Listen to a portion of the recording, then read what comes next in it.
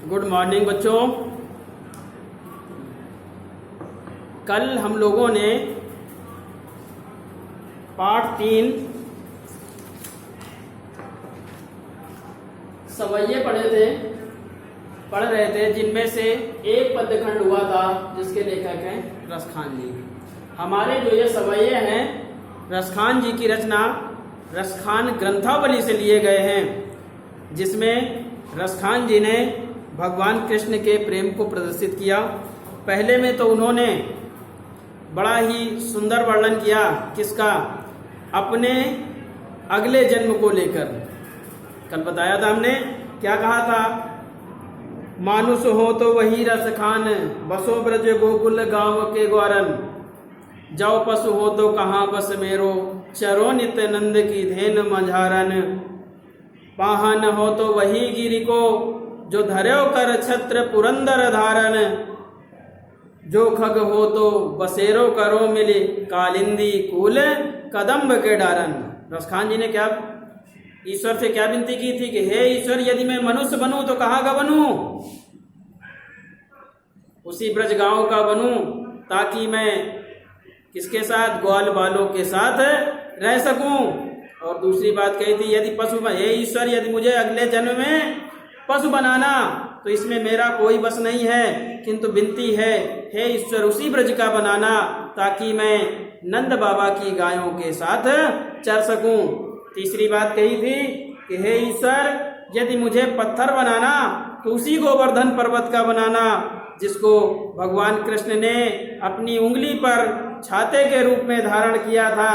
और अंत में उन्होंने क्या विनती की कि हे ईश्वर, यदि मुझे पक्षी भी बनाना तो कहाँ का बनाना? उसी ब्रज गांव का बनाना, उसी गोकुल का बनाना, ताकि मैं यमुना नदी के किनारे खड़े कदम्ब के पेड़ की डालों पर निवास कर सकूं। तो ये पहला था। आगे आज फिर कंटिन्यू करते हैं हम लोग।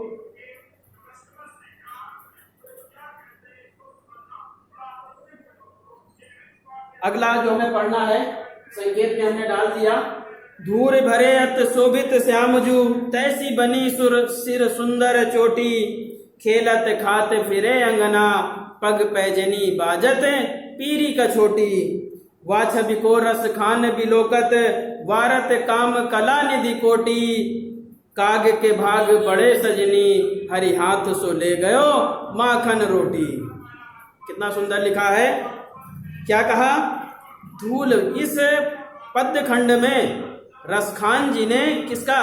बालक कृष्ण के उस सुंदर रूप का वर्णन किया है, जिसमें वे धूल से सने हुए खेल रहे हैं। आप लोगों ने देखा होगा, जो छोटा बच्चा होता है यकीनन घुटनों के बल जब चलना सीख लेता है या और थोड़ा चलना सीखता ही है, तो उसे मिट्टी से खेलना बड़ा पसंद आता है। उसी प्रकार भगवान कृष्ण भी मिट्टी से खेलकर मिट्टी से सने हुए हैं। उस रूप को देख करके ही किसने? रसखान जी ने एक रचना कर डाली। इसमें लिखा, धूल भरे अत शोभित श्याम जी। धूल से सने हुए श्याम जी भगवान कृष्ण क्या हो रहे हैं? बहुत ही सुंदर लग रहे हैं, बड़े ही सुशोभित हो रहे हैं।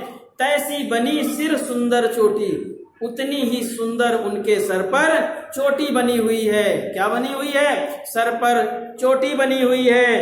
खेलत खात फिरत अंगना, खेल रहे हैं, साथ में खा भी रहे हैं, खेलते हुए खाते हुए आंगन में घूम रहे हैं। पग पैजनी बाजत पीरी कछोटी। और क्या हो रहा है? उनके पैरों में जो पायल बंधी हुई है, उससे मधुर मधुर आवाज निकल रही है, तथा वो पीली लंगोटी पहने हुए हैं। अगली पंक्ति पर आ जाएं। वाछबि को रस खान बिलोकत, वारत काम कला निधि कोटी। ऐसे सुंदर दृश्य को देख करके, उस सुंदर छवि को देख करके रसखान जी कहते हैं कि ऐसे सुंदर छवि पर सुंदरता के जो देवता होते हैं, कामदेव, करोड़ों कामदेव न्यौछावर किए जा सकते हैं। किस पर? बालक कृष्ण की उस सुंदर छवि पर। कि कौन न्यौछावर किया जा सकते हैं? सुंदरता के जो देवता होते हैं कामदेव। और कितने कामदेव? करोड़ों कामदेव न्यौछावर किए जा सकते हैं। अगली पंक्ति पे क्या कहा? काग के भाग बड़े सजनी, हरि हाथ सो ले गयो माखन रोटी। और अंत में कहते हैं, हे सखी के माध्यम से बताया गया सूरदास जी ने कहा, क्या कहा, एक सखी कहती है, सखी जो कौवा है वो बड़ा ही भाग्यशाली है। कौन सा कौवा? जो भगवान कृष्ण के हाथ से माखन और रोटी छीन करके चला गया, मक्खन की लगी हुई रोटी छीन करके ले गया। क्यों भाग्यशाली है? उन्होंने बताया कि इसी बहाने कम से कम उस कौवे को भगवान का जूठन खाने का सौभाग्य प्राप्त हुआ। क्या कहा कि हे सखी, वो कौवा बहुत ही भाग्यशाली है जो भगवान कृष्ण के हाथ से माखन रोटी ले गया। क्यों? क्योंकि इसी बहाने उसे भगवान का जूठन खाने का सौभाग्य प्राप्त हुआ। तो ये रहा बेटा अगला पद्यखंड। इसके बाद जो अगला पद्यखंड है हम उसकी व्याख्या करते हैं। काव्यात्मक सौंदर्य में भाषा वही, शैली वही, मुक्तक जो रस है यहाँ पर वात्सल्य रस हो जाएगा। कौन सा हो जाए? क्योंकि बालक के बाल रूप का सुंदर वर्णन हो रहा है तो वात्सल्य हो जाएगा। छंद सवैया अलंकार में अनुप्रास और रूपक दोनों आ जाएंगे। ठीक है, अब अगले दोहे पर आते हैं, अगले काव्यखंड पर आते हैं। अगला काव्यखंड है, जा दिन ते वह नंद का छोरा, या बन धेनु चराई गयो है, मोहन तानन गोधन गावत, बेणु बजाई रिझाई गयो है, वा दिन से कछु टोना सो कहे, रस खान हिये में समाई गयो है, को न काहू की कान करे, सिगरो ब्रज वीर बिकाई गयो है। अब उस समय का वर्णन हुआ जब बालक कृष्ण गाय चराने के लिए जाते हैं तो वहाँ पर जो गोपिकाएं हैं उन्हें देखती हैं तो उनको देखकर जो प्रेम उन्हें उत्पन्न होता है, उनके मन में, उनके हृदय में जो प्रेम उत्पन्न होता है भगवान कृष्ण के प्रति, उसका ही बड़ा ही सुंदर वर्णन किया रसखान जी ने। तो क्या कहा, जा दिन से वह नंद का छोरा।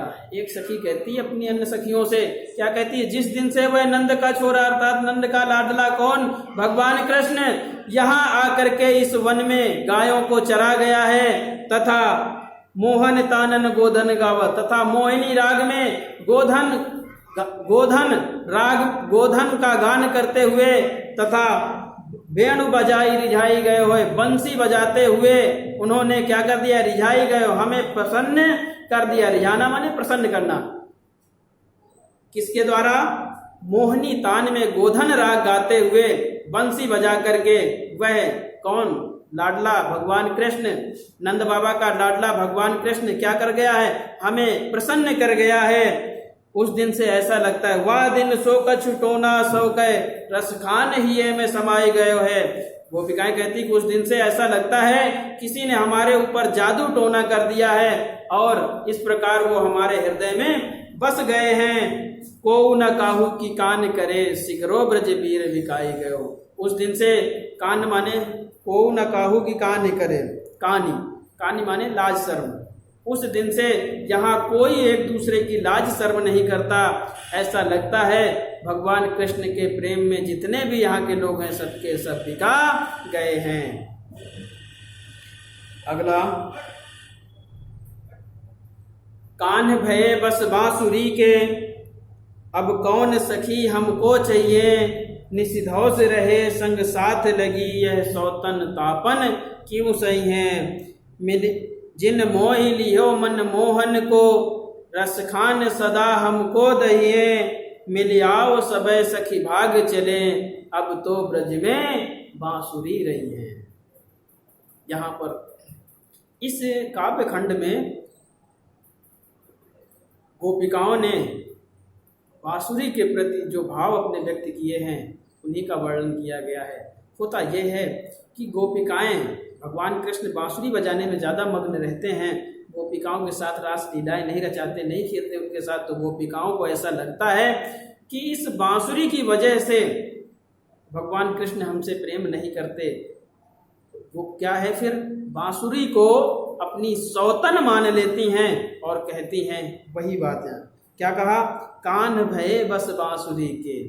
कहती है सखी, अब जो कान्हा है वो किसके बस में हो गए हैं, इस बांसुरी के बस में हो गए हैं। अब कौन सखी हमको चाहिए। तो हे सखी, अब बताओ, जब भगवान कृष्ण बांसुरी के बस में हो गए हैं तो अब कौन है जो हमसे प्रेम करेगा। जब भगवान कृष्ण बांसुरी के वश में हो गए हैं तो हमसे प्रेम कौन करेगा। भगवान कृष्ण तो अब प्रेम हमसे करेंगे ही नहीं।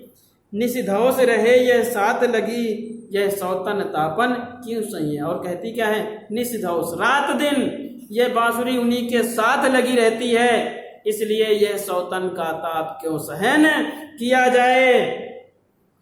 मिलियाओ जिन मोह लियो मनमोहन को, रस खान सदा सदा हमको दहिए। और क्या कहती हैं कि जिस बांसुरी ने भगवान कृष्ण को मनमोहन को, मन को मोहने वाले हैं जो, उनको ही जिसने मोह लिया है, अपने मोह जाल में फंसा लिया है, रस खान सदा हमको दहिए। तो जो ये बांसुरी है, ये बांसुरी, दहिए माने जलाना, ये बांसुरी हमेशा हमें जलाती ही रहेगी। इसलिए क्या किया जाए, मिल आओ सबे सखी भाग चलें, अब तो ब्रज में बांसुरी रही है। कहती है, हे सखी आओ अब सब लोग मिल करके क्या किया जाए, इस ब्रज से कहीं दूर भाग चला जाए, यहाँ तो अब सिर्फ बांसुरी ही रहेगी, हमारा कोई काम नहीं है।